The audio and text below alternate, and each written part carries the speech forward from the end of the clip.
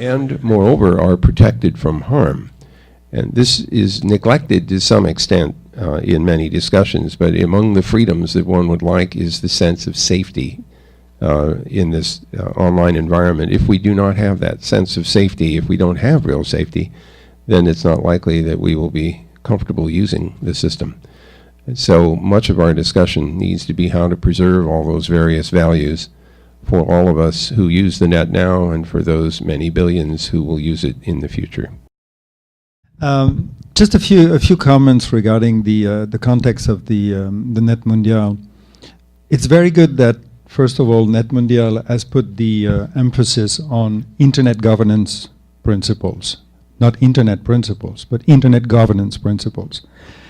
There is a clear convergence that is emerging. I won't get into the details. The part of the discussions will run tomorrow. But I want to highlight a few elements regarding internet governance and the principles.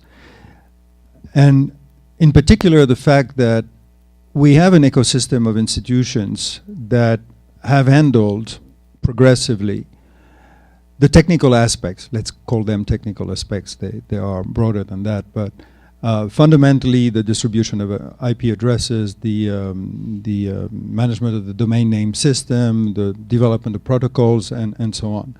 This ecosystem has functioned on a multi-stakeholder basis. It needs to continue to evolve. The principles on which it is founded, which is open participation, bottom-up, multi-stakeholder processes, has been clearly established. And one of the topics will be the evolution of ICANN and the function of the INA function. But what is missing today, or not enough developed, is everything that is related to the governance of the use of the internet, what people do on the internet, things related to freedom of expression, privacy, cybercrime, anything you can think of that is not the management of the infrastructure. For this, we do not have sufficient frameworks for cooperation.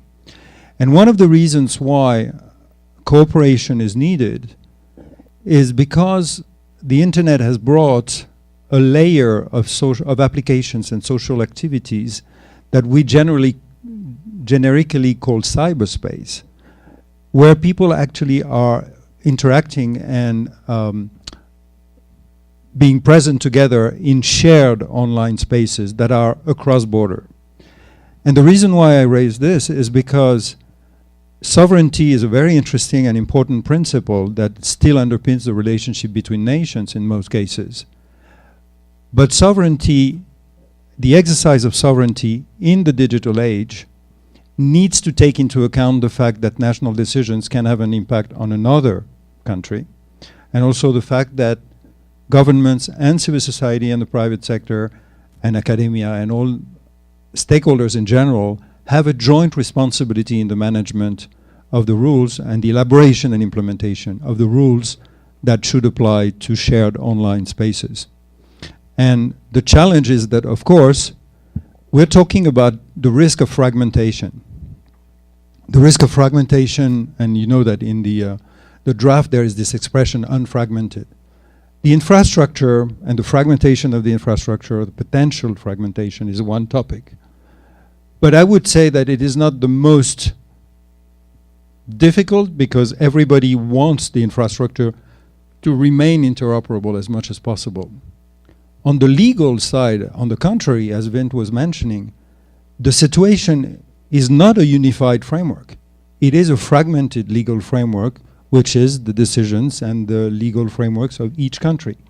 And as we will not solve these issues of governance on the internet through harmonization, because there are very different standards, the biggest challenge that we're confronted with is to find the mechanisms, the frameworks, the governance frameworks, to develop coexistence rules for different norms and laws in shared online spaces.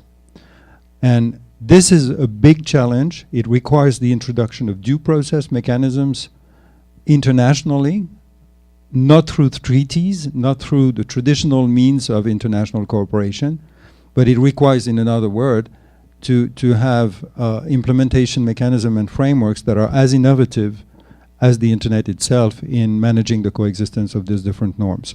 We can talk more about it, but I just wanted to highlight that the principles that we have need, or that we develop, need to lead to a framework that produces different regimes on the different topics on an issue-by-issue basis. This is not about creating a specific international organization for the internet. It's about growing the governance system in the same way that the governance system has grown until now, i.e. on an issue-by-issue basis with the relevant stakeholders gathered in governance networks. So let's start with the timing issue. In many conversations, and also this morning where we had the pre-event here, there seems to be some sort of impatience among many participants that we've had so many meetings now talking about internet governance and multi-stakeholder models, and where is the progress, right? We have all logged many frequent flyer mails, but we still don't know what this governance system will look like ultimately, and who's responsible and doing what and contributing what. Now, I understand that we have to make rapid progress because there are pressing issues we need to address, but at the same time I think we also have to be patient because, as Bertrand described it, the question, what is an appropriate governance framework, taking into account national, regional, international dimensions, interests, values that of course are not always perfectly aligned, as we know, and make it a whole while preserving some of the qualities that Windsurf pointed out. That's not a small task, and there is a lot of work that needs to be done, and we have to go through that process. So in a way, it's a learning process for society that we're in, and there are no shortcuts. So in a way, we have to be patient, and we have to make steady progress, and we have to do our homework to work towards such an internet governance model of the future. So that's kind of my first point. It needs time. Let's be patient and not be frustrated and say, let's walk away from these kind of conversations we're having in here and tomorrow and the day after tomorrow and over the next years. The second point, again, going back to some sense of frustration as well. And then the result of all these conversations are really high-level principles. And what's the worth of such principles? They're so abstract, they're lofty, right? We read about human rights need to be considered, and you know, openness is important. I would like to be a bit in defense of high-level principles. I think they're absolutely important in two respects. The first one, principles have a unique feature compared to, for instance, concrete rules or standards and values. And the feature they have, principles, is that they allow us, based on rough consensus, to make progress even if we operate under conditions of uncertainty and don't know the details. So it's a tool to make progress, move in the right direction, even if we don't have all the answers yet. And that's a very important tool in our toolbox to use. And therefore, it would be too simple to dismiss, this is just high-level stuff and, you know, not concrete enough. So that's one function. Another function why principles are really important is they enable both horizontal and vertical interoperability, to borrow a tech term. What do I mean by that? Vertical, horizontal interoperability by enabling application of a principle across different contexts. So quite often, a principle such as, let's say, participation or openness or interoperability may play out in different ways in different domains.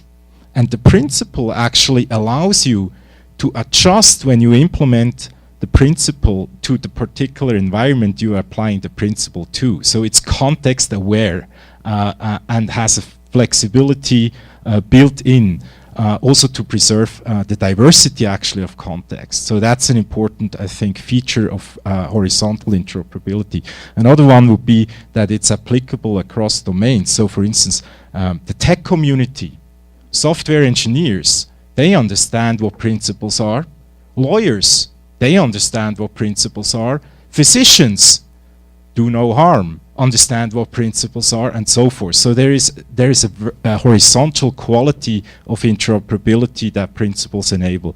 And the same vertically, linking it back to a discussion we had this morning, I only want to highlight one feature.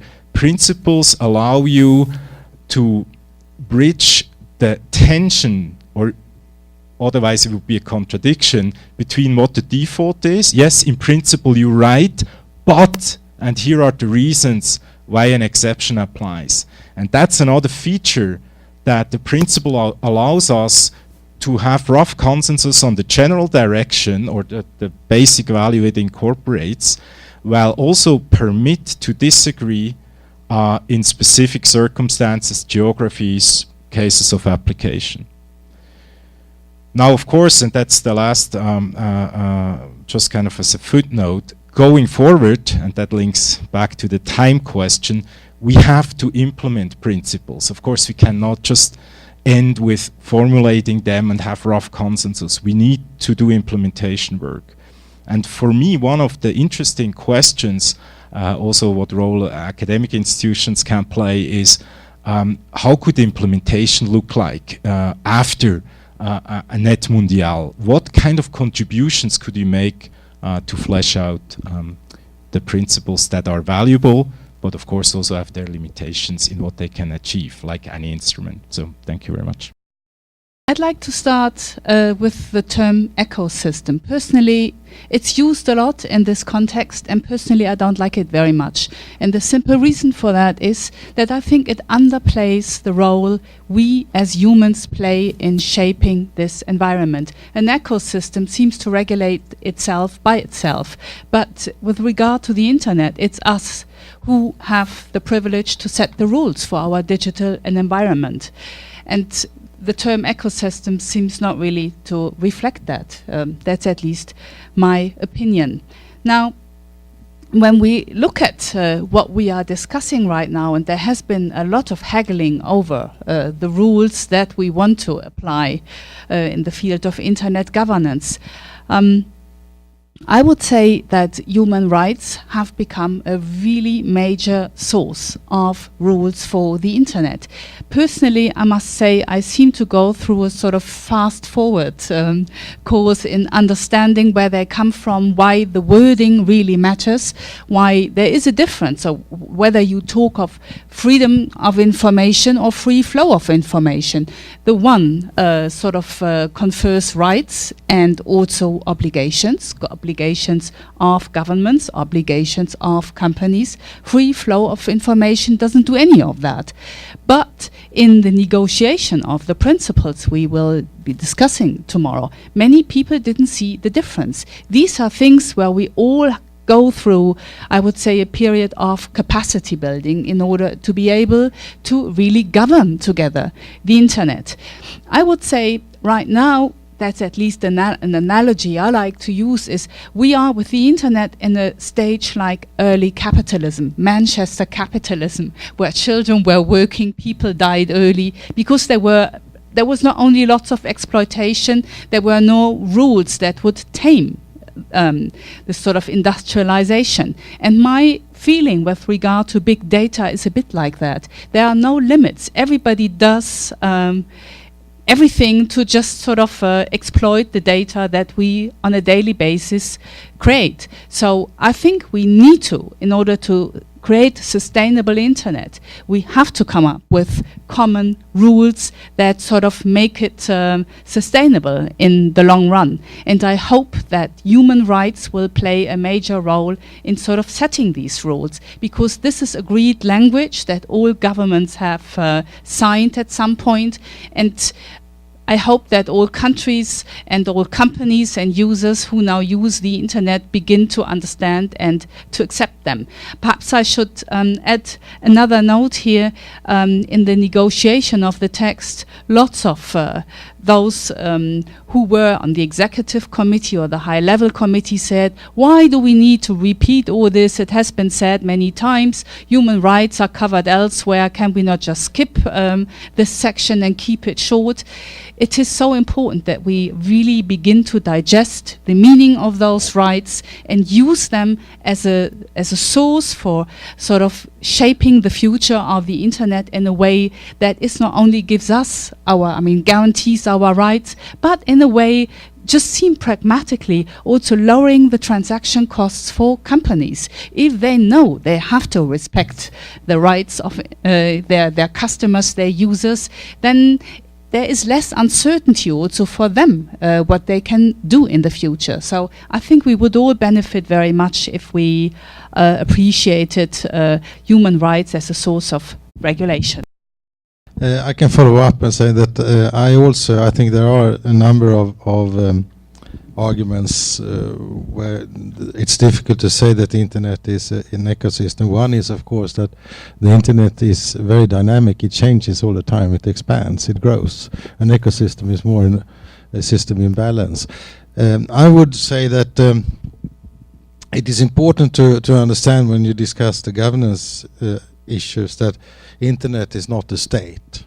It's a society, basically. A society with very soft borders, and a society is more than a state. I sometimes express it as the internet is, or the cyberspace is everyone's space and nobody's territory, and I think that is very much the character of the internet. From that follows that it cannot be ruled top down. There are a number of technical arguments, of course, but I would say there are also a number of theoretical, very valid political and arguments that are rooted in also in political science. It must grow organically. It cannot grow except from inside and out. I would say it's a typical space, a typical society that actually is ruled, but it's ruled by the Hayekian principle of spontaneous order. There are a limited set of rules that, and there is a consensus on how you uphold these rules. That you accept that there is a police, and you accept that in a traffic situation, for example, you accept that there is a police that can fine you if you break the rules, and you are supposed to follow the rules. If you don't, you run into trouble immediately. And this is actually a very, very efficient way of allocating resources. It's also a very efficient way to get things done and to be cost effective. So the internet in that sense is to a certain extent a somewhat ideal form of organizing human behavior and human actions. So there is actually an opportunity to develop a common set of principles and a common set of rules for how to uphold these principles. But those principles must, of course, be very general, and they must leave room for the spontaneous organization of new behavior. So that is one important aspect. The other thing that follows from seeing the internet not as a state or more a society, and a society that is ruled from bottom up, is that you should be very, very aware of using false analogies with democracy as we see it in ordinary governance. The majority in internet cannot rule the minority, because the minorities will always find space to develop its own rules in the internet and develop their own spontaneous order. What you can achieve is, of course, procedural harmonization, and you can also, of course, develop acceptance and consensus on very basic human rights. And Sweden has been in the forefront of actually establishing the principle of human rights offline should also be applicable online. And we got a resolution in the Human Rights Council in Geneva on that theme. But of course, it cannot stop there. We need also systems and principles for how to actually apply those principles of human rights online. And the mechanism here in open societies is, of course, the rule of law. And the rule of law is the way that we in the analog world actually guarantees human rights to people, and a system or a legal system that actually is not oppressing people but actually liberates them. So I would say that the next step is going from the unanimous acceptance of human rights online to also have certain standards for how you apply these principles, and the reasonable standard, international standard, should of course be the principle of rule of law. You mentioned patience, and I wanted to also add to this persistence. And I will tell you, in my personal experience, both of these are necessary to accomplish anything of any significance at all. It does take time, especially if you're talking about getting lots of different people and organizations to work together. You have to create frameworks where it is tolerated that they will have diverse views. You have to make it okay for things to work in a loosely coupled way. You don't want rigid designs for frameworks that will break as soon as the technology changes. So you need systems that have this adaptability. People will invent new ways of using things, and they will invent new ways of doing things, and those may change the nature of the technology about which you're trying to establish framework for, legal structures or for collaboration and cooperation. So I want to just doubly reinforce that. I like very much Jeanette's use of the word ecosystem, because I think that's a good way of understanding the complexity and diversity of the internet environment and all of the actors in it, including you and me. I think also we want to be very careful, the last point, not to adopt rules that don't work. And you can imagine choosing a legal framework which is not enforceable in the internet environment. And that's just silly. So we need for the legislators to have at least a rudimentary understanding of how the internet works so that they don't pass laws that are not implementable. I like what you said, because one of the lessons is about democracy. And the lesson is democracy works, but it gives you a lot of work. So persistence is extremely important. The microcivil had been dead at least 10 times before it was actually enacted. And keeping it alive and keeping the discussion running, I think it was crucial. The second thing is about principles, because if people here remember the beginnings of the discussion, first we discussed principles. So the first round of discussions of microcivil was actually to establish what are the principles that we should regulate the internet in Brazil. And once we settled on that, then we had the task of translating those principles into actual legal language, which is a very complicated task. So, and very dangerous, absolutely. So I think these are two lessons. And the third point, very quick, about the issue of impatience, which is how long is this issue going to be solved, will take for it to be solved.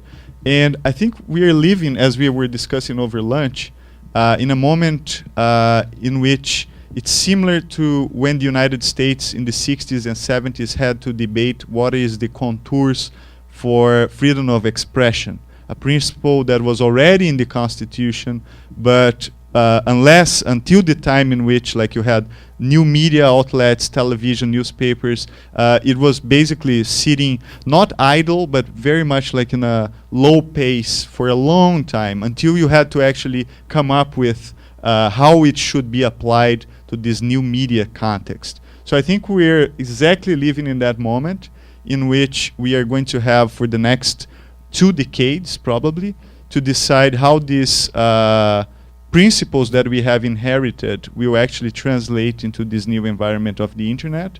And I think microcivil is a small but interesting effort in that direction, but I think there will be a lot of discussion about this going forward. So I think this will take a long time. It's not something that is going to come out of the blue at all. I think it's very important point that people must be able, it must give room for people to do different things and various things, and that is exactly what is the point with spontaneous order. If you look at the traffic environment, everyone goes in different directions, and everyone has different goals, to different stations to go to.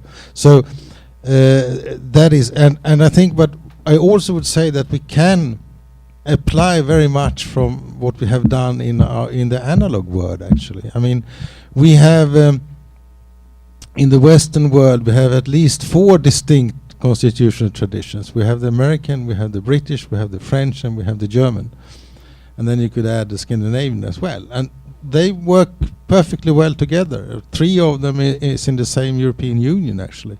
So it is possible to have a great variety in societies if you work with the principles that we have actually developed since the 17th century in the Western world. And so I don't think that the accusation we often get is that we want to promote anarchy on the internet. That is not the case. But what we actually would like to see is a very, very free and open system of order. Wolfgang Schulz from the Humboldt Institute for Internet and Society in Berlin. Just one question about the scope we are talking about. I was intrigued by one side remark of Bertrand when he said that we are talking not only, of course, not only about the technological basis and its governance, but also the services communication on the internet, and that's part of the ecosystem we are talking about. And I would ask the panelists whether they all agree about this broad scope of that, and is it really the same ecosystem we are talking about when we are talking about technology and the other things, and what does that mean in terms of inclusion of stakeholders, for example? Should that be the same or others? What about the principles and their application? With the principles, I completely agree with O's remarks. The nature of principle makes it possible to discuss them across these lines as well, and but nevertheless, I have feel the underlying assumption that we are talking about essentially the same thing with internet governance, technology, and the other problems, and I'm not so sure whether at least this distinction should be more reflected in the process. It's the whole documents just talk about internet governance as a generic term. I know that a lot of discussions have been on this basis in the past, but nevertheless, at this crucial point of the development, I think it's important to reflect on that. Some of my colleagues and I have been writing about this term internet governance, which is very general, and many people hear it and then they apply it to whatever model they happen to have in their heads. We found it very useful to establish a kind of layered description of the internet, with the lower levels being physical infrastructure, a logical layer which is all the routing and naming and addressing and things that ICANN, for example, is largely concerned with, along with the regional internet registries and the Internet Engineering Task Force. Then you get up into the content area, where we're now concerned about what is it that people are putting onto the net or obtaining from the network. And above that, you get a kind of social layer where you have to say, what are people actually doing? What actions are they taking? And it's my belief that when we use the term internet governance, we should remember that it will be addressing different kinds of issues arising in different layers in this architecture. Now, I don't want to suggest that the layering is rigid. And you can have companies, for example, or other institutions that are operating across the layers. Google is a good example. We build physical internet infrastructure, gigabit networks in Kansas, for example, all the way up to and including providing products and services in the cyberspace domain, and everything in between, open source software and so on. So our interests and involvement at Google occupy quite a broad range of things in the layers. But when we're asking ourselves specific questions, what should we do about X for maybe a behavior or a kind of content? Maybe we're worried about copyright protection, maybe we're worried about bullying, maybe we're worried about malware, for example, maybe we're worried about hacking. Every one of those specific questions may involve a different constellation of interested stakeholders. And so while I am a great fan of multi-stakeholder models and I believe in them, I think we should be careful to remember that some stakeholders have more interest in some things than others, and we're going to have to make this system work despite the fact that there is a spectrum of interest across the collection of people whose opinions should be whose opinions need to be expressed, and particularly those of the people who would be affected by a policy that is trying to be adopted in a multi-stakeholder framework. The term governance has obtained its definition for internet governance during the WSIS, and you remember that the last part of the definition says that it's about regimes that shape the evolution and use of the internet. As Vince said, there is no rigid separation between the different layers. But one of the reasons why the internet has been successful is because the layers have been relatively separated on the technical basis, so that you didn't have to bother so much about what was below or what was above to handle your own layer, as long as it was according to the protocols that distinguished and described the layers.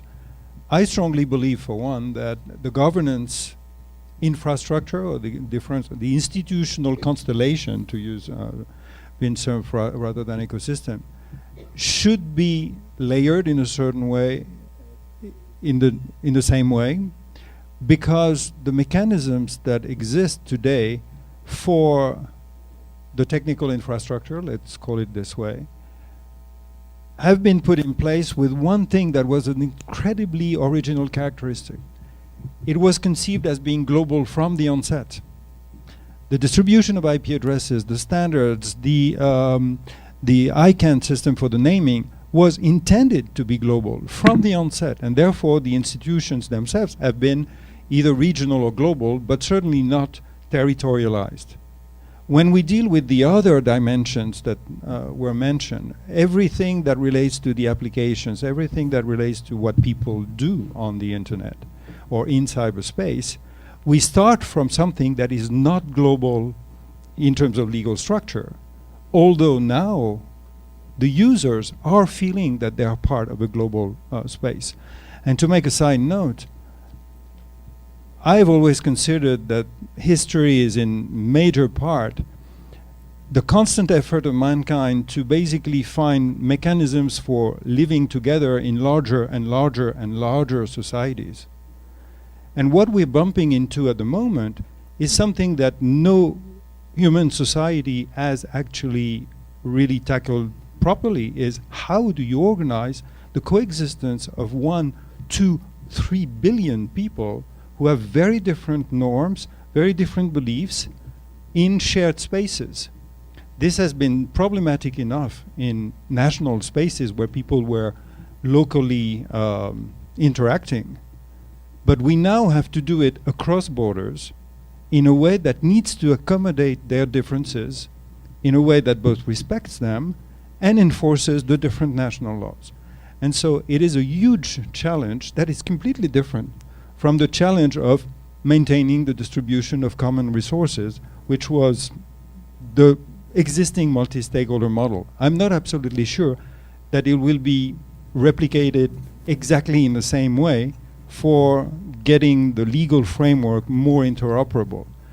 But intellectually, if I make a quick analogy, just like the TCP/IP protocol allowed heterogeneous networks to interoperate, i.e. work together etymologically, to create one global network, just like the HTML, HTTP allowed different databases to become interoperable into the World Wide Web, what is at stake for a large part is finding a governance protocol or a set of protocols that allow different governance frameworks to become interoperable. And when I say governance frameworks, it's every country, every company, every association of people would need to be able to interact in shared spaces.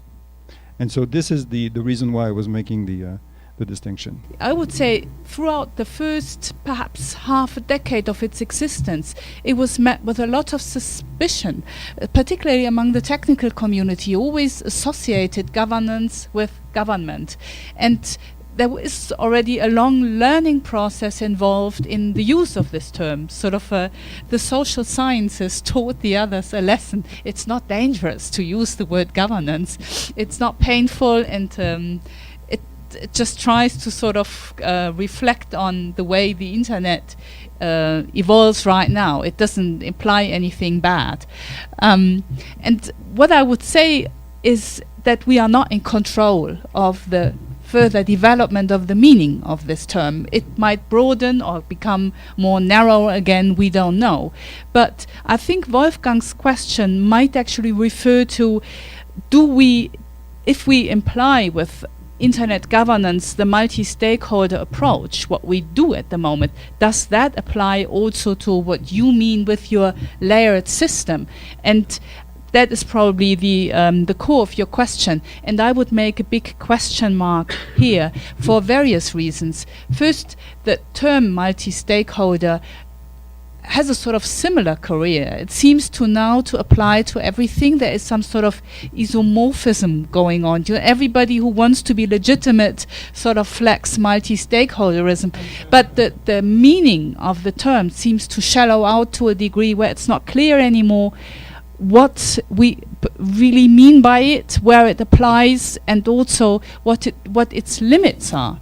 And what we can see right now, that everything that seems not to matter too much to a government is multi-stakeholder, but when it's getting really serious, like sort of security, cyber security, then we don't do multi-stakeholder anymore. And that is perhaps something that needs discussion. Where do we want such approaches to apply, and is there a reason to call for broadening it to areas where it's not applied right now? I think actually governance is not a very good word to use in this context. I think what Bertrand and you said is actually more a question of legitimacy in the old Habermas term, actually. What is a legitimate use of the net, and what can it deliver for the users? And I think that is a better way of framing the actual challenge we have. I think that the Bertrand is very right. I mean, the classical way of solving that problem is tolerance. That was the Roman Empire used in order to keep its empire together, and that was the Austrian-Hungarian Empire tried to, its own Metternich principle of tolerance. So I think that in the beginning, I think when he became slightly older, he lost his track actually, but I think that the issue of legitimacy is actually what is the core, is very much the core here in the international discussion, and the beautiful thing with the internet is that small entities and minorities can always find friends in other areas of the internet. That it's not necessarily in the national context. If I'm a freak on some subject, I can always find other freaks all over the internet, which makes internet in itself a very tolerant space. But of course, we also know that it can be used for grave abuses of intolerance.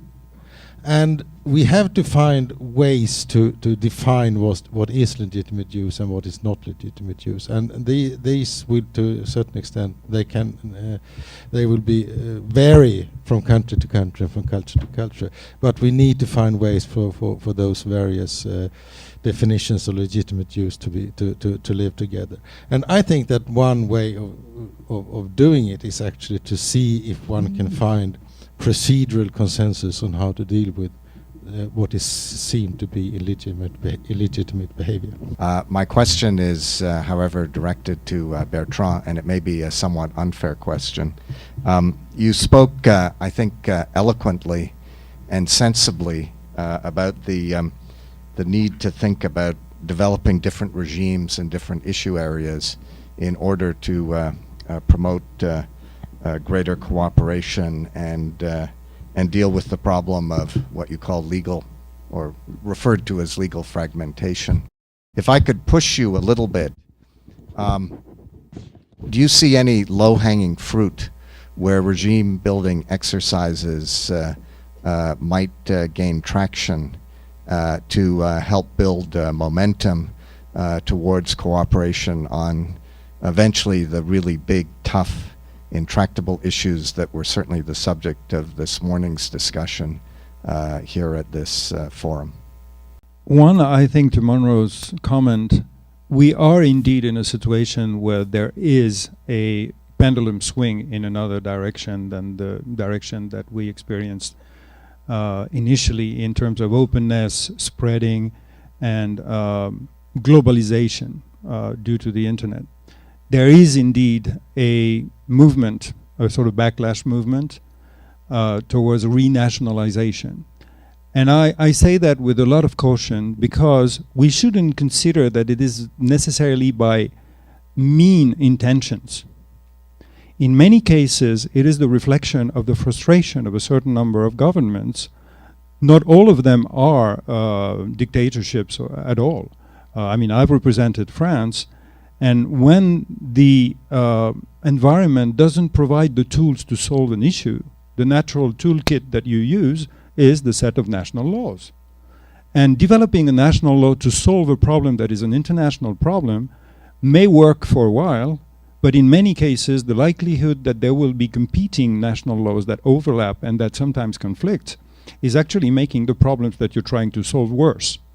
And so if there is one message and one thing that NETmundial needs to send, is that although all of us, we don't know what the solution is, we really want to work all together to find the solution, because otherwise each of us, be it the governments, the companies, the civil society groups and so on, will be developing their own strategies and their own decisions, and there's absolutely no reason why they should be compatible.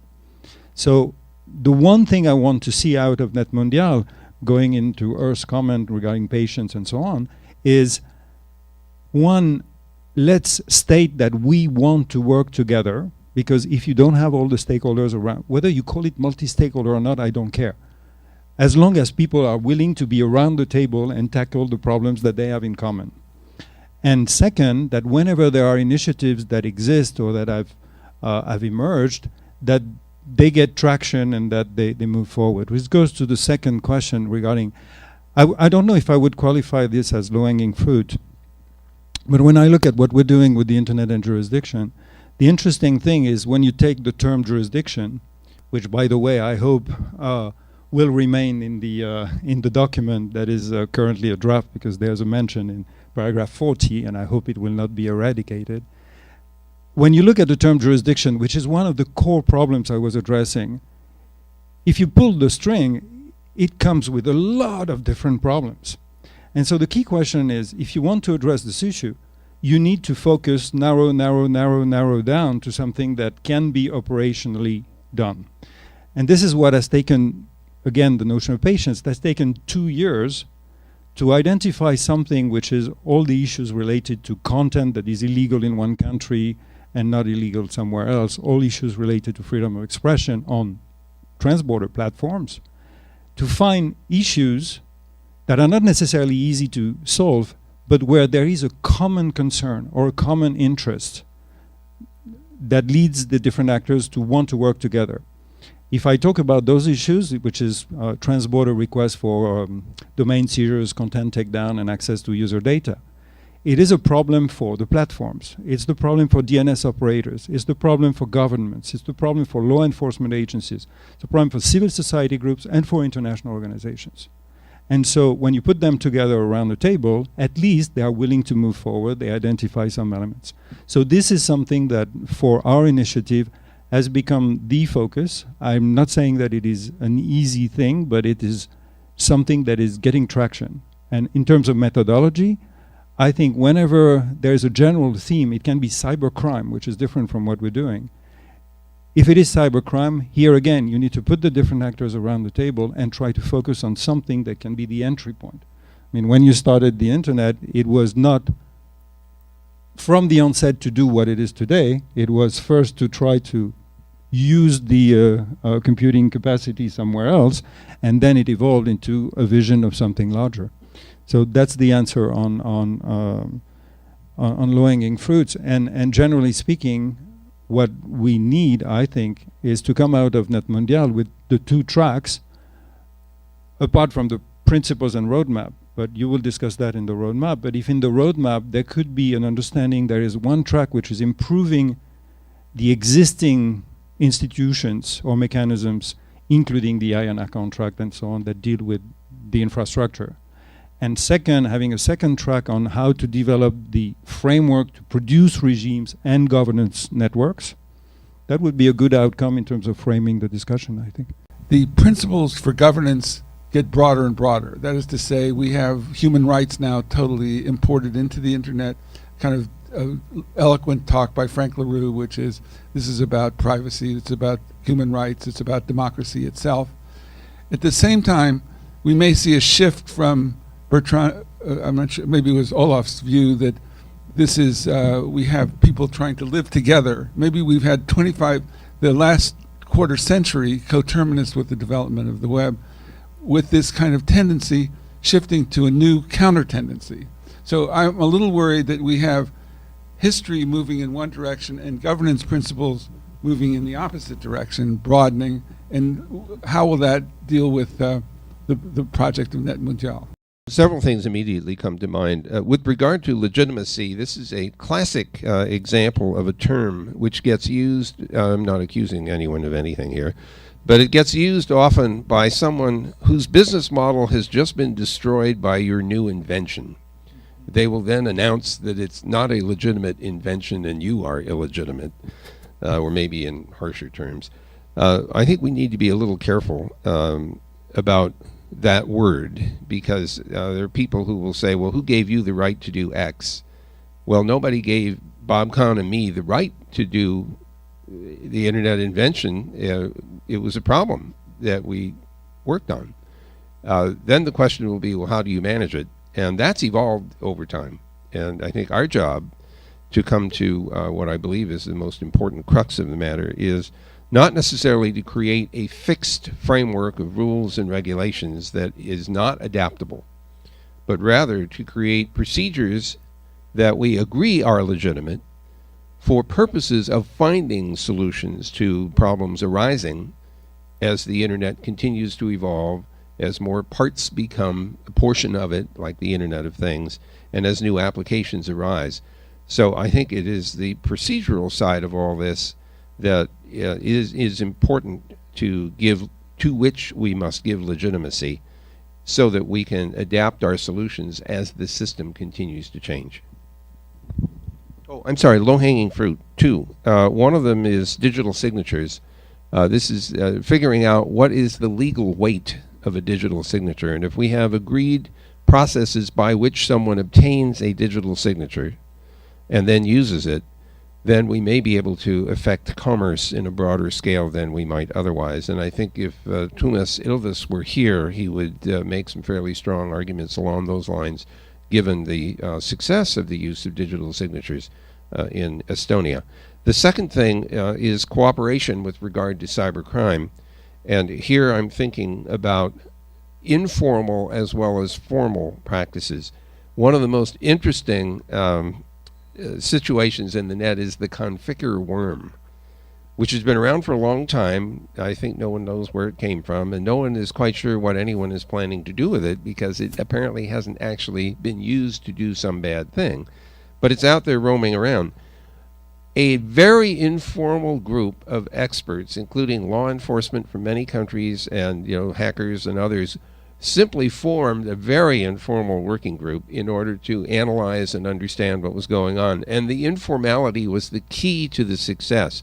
If you had to follow certain rules and qualify to be part of the working group and everything else, the bureaucratic interference would have prevented the working group from forming, or prevented individuals with good ideas and insights from being a part of it. So informality is sometimes our friend, and we shouldn't forget that.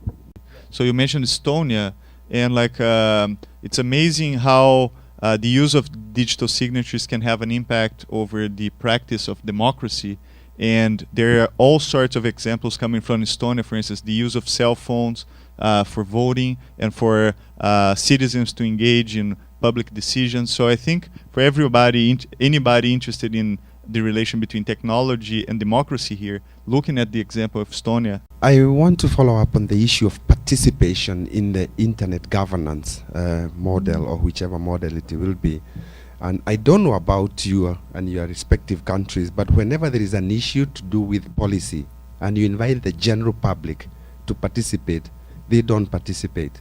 Until when a law is passed, and then there's a hula baloo and hue and cry, that's when they come. So in terms of internet governance, what are the panelists' view of sustaining participation, and of course diversity without a doubt, and more so what you may call sustained volunteerism, because part of the participants are actually not volunteers, but they do participate because of their interest, which is okay. I mean, they are all supposed to have stakes, but there's something called volunteer fatigue.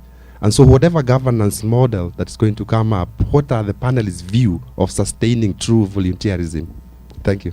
Regarding civil society participation, that is indeed a problem. We've seen over the years how very inconsistent participation and also protest is. For example, PIPA, SOPA, ACTA got a lot of traction. Other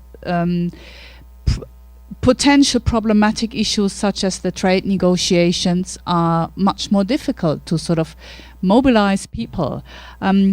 Marcus, who just left, he sometimes say that multi-stakeholder approach to him is like a denial of service attack on his capacity. And that is true for most countries. Germany, where I come from, we have a very lively sort of community who who responds a lot to issues related to the internet. But in terms of funding, compared to the US, for example, there's hardly anything, right? Most people do this as voluntary activity beside their day job.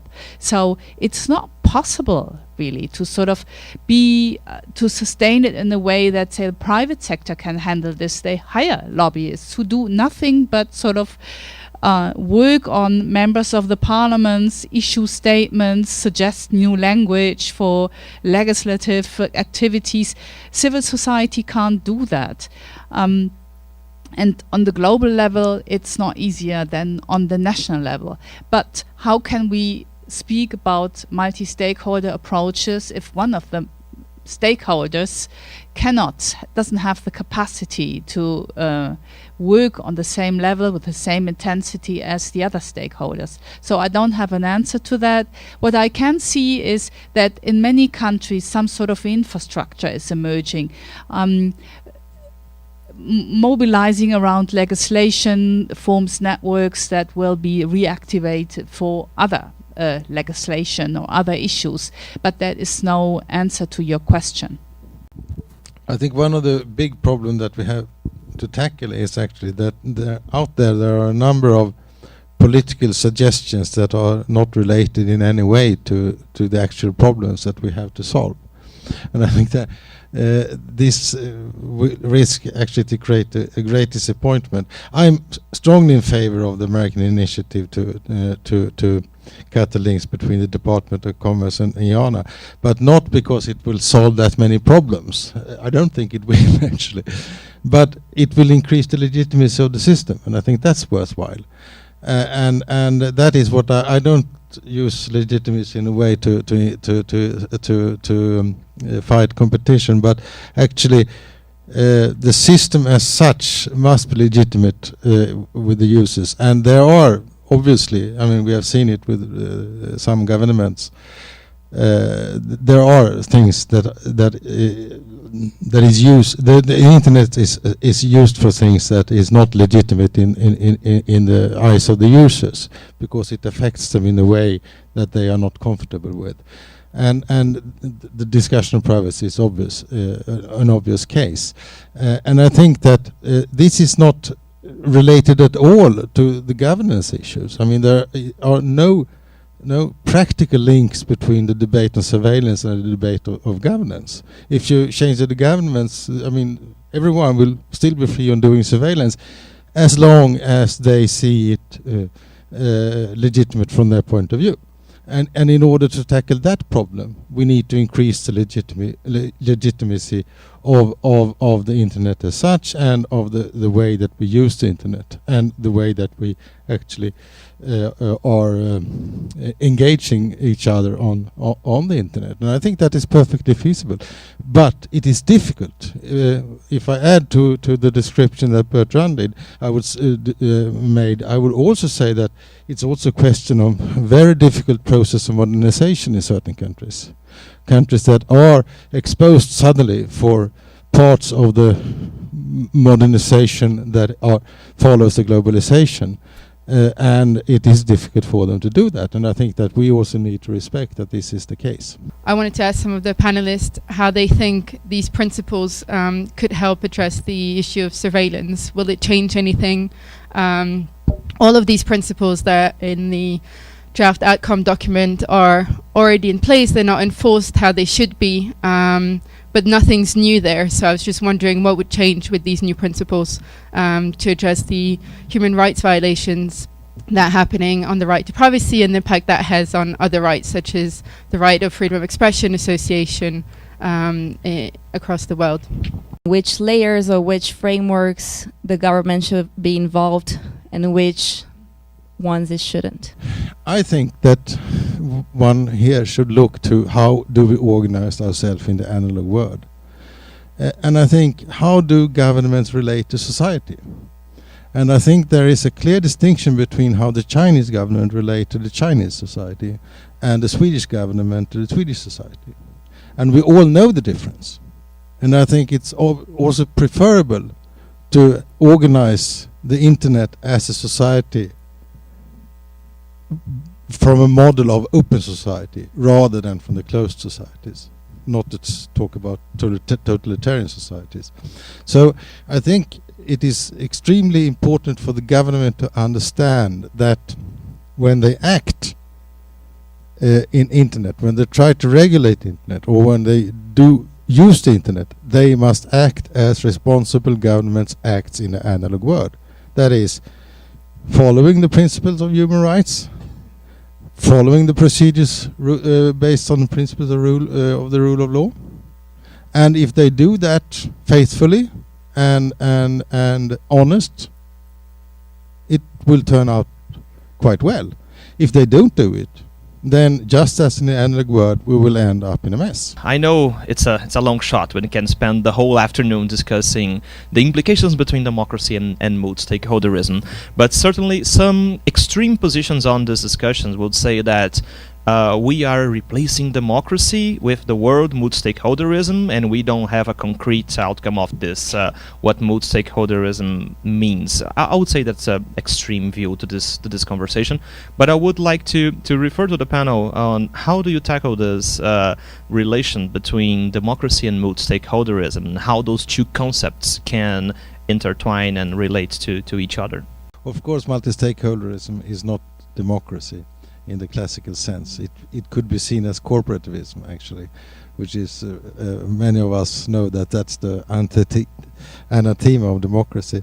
But I would say multi-stakeholderism is a way of creating legitimacy for the system, because those, as Wim put it, those who are affected are actually also involved, and I think that is important.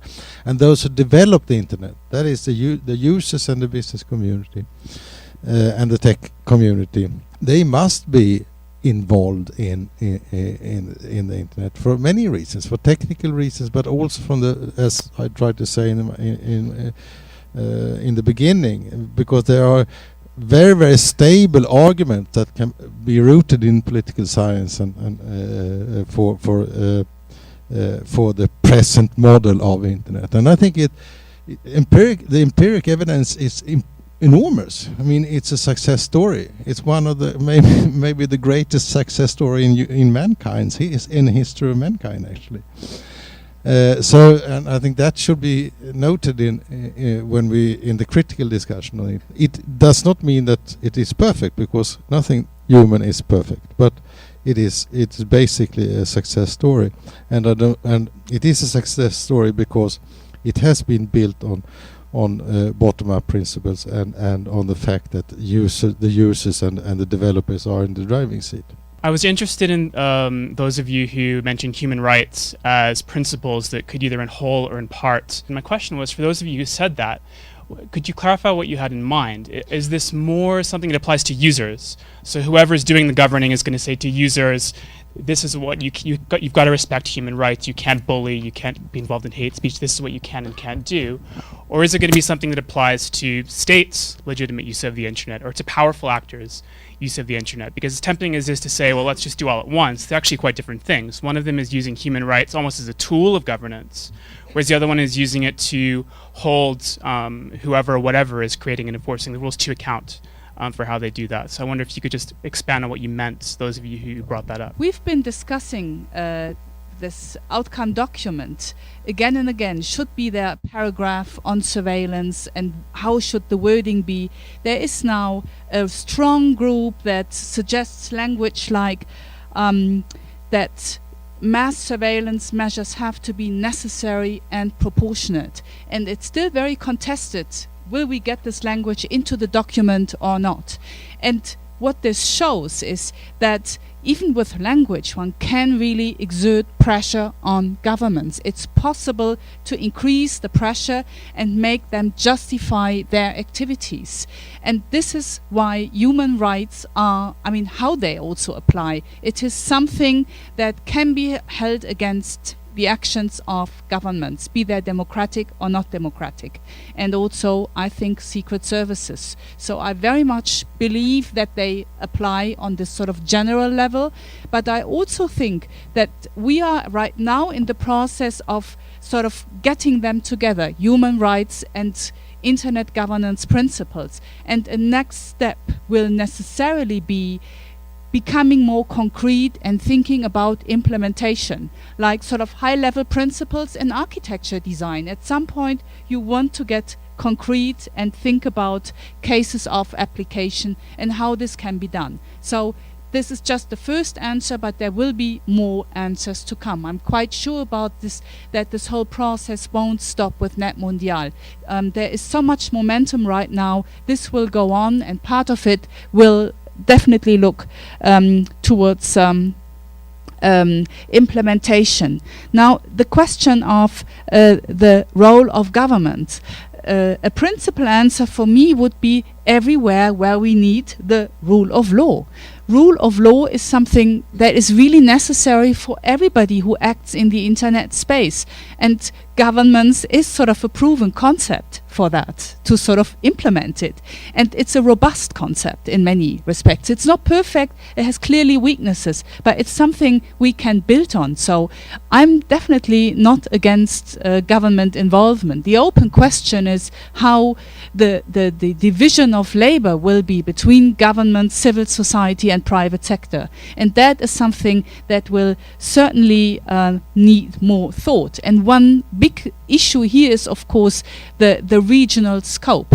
I would say on the international level, we never had democracy, and multi-stakeholder approaches won't be able to sort of fill this gap. I'm one of those who think multi-stakeholderism isn't democracy, and it might on the national level enhance democracy, but it doesn't replace the lack that we have on the international level. On the contrary, I would say it's right now quite an elite concept. The number of people involved is so low, and it requires so much knowledge, skills, and language skills even to sort of participate in a meaningful way that it would really not be adequate to call it democratic. I just want to illustrate it using 2 points, right?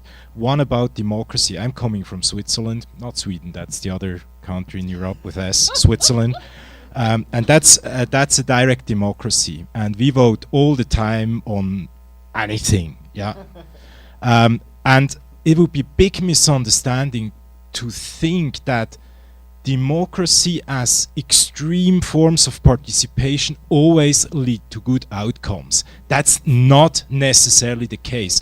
So let's be careful, throwing out terms like democracy, that's really a complex and complicated discussion on its own, and the value of democratic decision making with respect to certain outcomes, it's really complicated, right? That's the Swiss telling you that, and we're obsessed with our direct democracy. Similarly, the assumption you see in the question of the involvement of government, that there is an assumption that the government isn't yet involved. But actually, across all 3 layers, the government is totally involved. Take, for instance, Google. Do you think, or Facebook, or any other, eBay, the contracts that enable these players to emerge, that's the government decided, in a particular process, of course, that we give tools such as contract law that we can use to build these systems, whatever layer you want to pick. So again, it's an assumption that, the government is out, and the question is now how much or where government. Second, there seems to be an assumption that government in or out is an on-off switch. But perhaps it's a more interesting question, in addition to how much government involvement, what kind of function do we envision the government to perform? Because to equal government with regulation is also, let's say, a bit short-sighted. Governments actually do way more than just regulate. Sometimes, they promote even, right? Technology. They invest, they adopt their users themselves. Yeah, exactly. And so forth. So again, to just map the different roles of government and add that so that we have a bit more nuance and don't see it as kind of government in or out, or democracy or not. I think it's a bit more complicated. Thank you so much.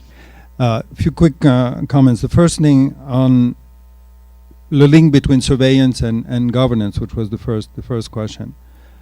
The link that I see, but as you know, everybody who has a hammer sees a nail. There's one dimension of surveillance that I think is extremely under-addressed, is the notion that the case that was revealed in the Snowden thing is a matter of extraterritorial extension of a national sovereignty because of the location of operators. This is fundamentally a question of jurisdiction. This is fundamentally a question of whether applying the national law to one operator that is serving a global public and that is based in your country is a way for one country to apply extraterritorially its own legislation. And so in that regard, it is a governance issue, and I would connect this to work that was done by the Council of Europe in 2011, in which I was involved, which introduced the notion of the responsibility of states for transboundary impact of their national decisions. It's a recommendation of the Committee of Ministers at the end of 2011. I can give you the reference if you want. The notion that the exercise of sovereignty in the digital era includes the notion of the responsibility for transboundary impact of your national decision is a very important principle that I wish emerged more clearly in the debate. Second thing, I fully agree on the debate, democracy, multi-stakeholderism, and so on.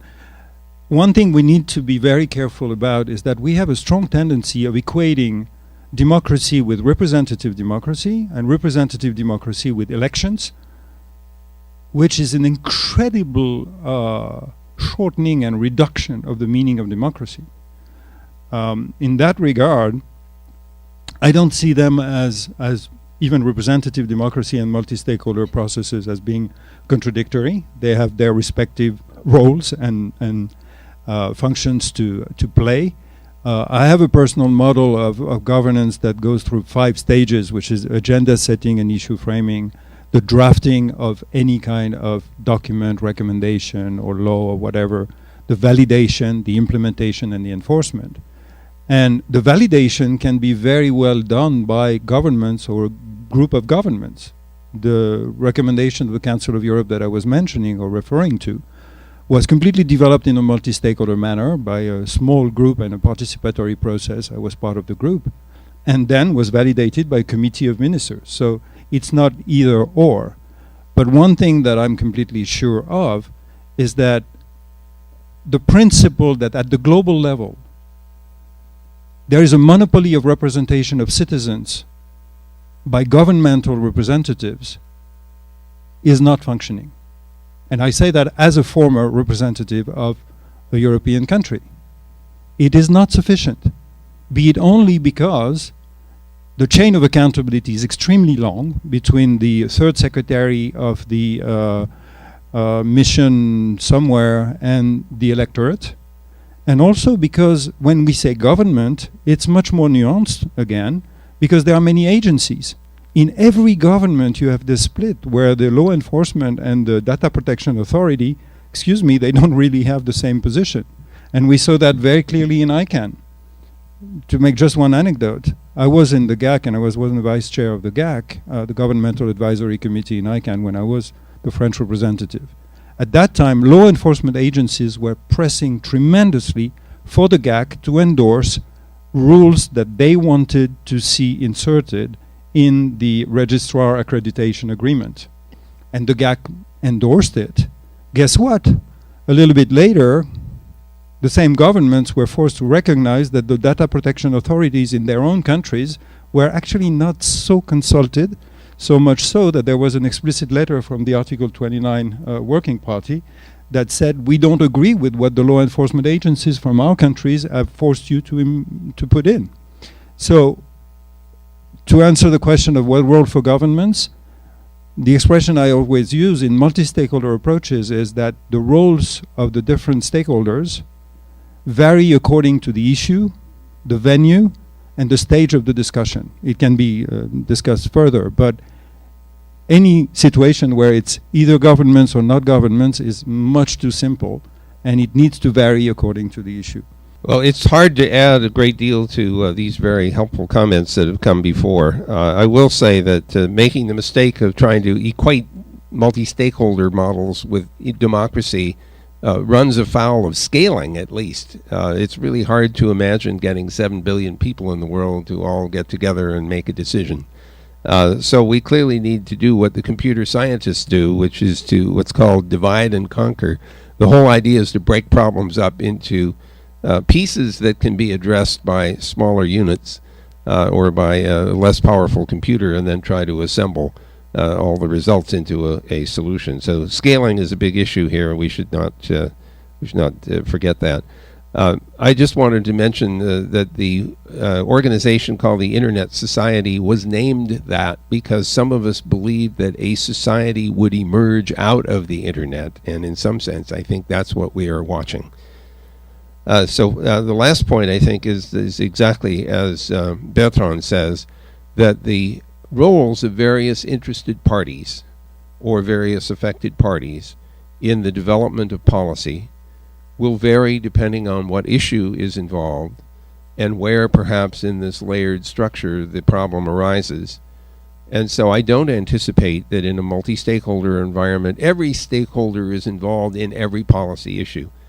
In our Internet Engineering Task Force, for example, when an issue arises that's of technical interest, the parties have to, first of all, show there is a group of people willing to work on the problem before they make it into a working group.